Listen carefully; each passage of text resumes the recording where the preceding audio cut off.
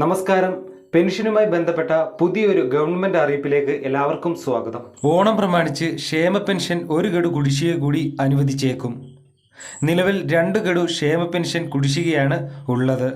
ഈ മാസം 19-ന് സർക്കാർ 2000 കോടി കടമെടുത്തിട്ടുണ്ട്. അതുകൊണ്ട് തന്നെ ആഗസ്റ്റ് മാസത്തെ ക്ഷേമ പെൻഷൻ 20 മുതൽ വിതരണം ചെയ്തേക്കും. ഇതിനോടൊപ്പം തന്നെ 1 ഗഡു കുടിശ്ശിക കൂടി നൽകാനും ആലോചനയുണ്ട്. ലോക്സഭാ തെരഞ്ഞെടുപ്പ് കാലത്ത് 5 ഗഡു ക്ഷേമ പെൻഷൻ കുടിശ്ശികയായിരുന്നു ഉള്ളത്.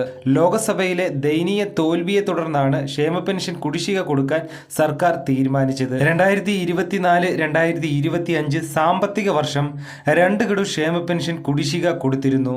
ഈ സാമ്പത്തിക വർഷം 3 ഗഡു കുടിശ്ശിക കൊടുക്കുമെന്നാണ് വാഗ്ദാനം. ഇതിൽ 1 ഗഡു കുടിശ്ശിക കൊടുത്തിരുന്നു.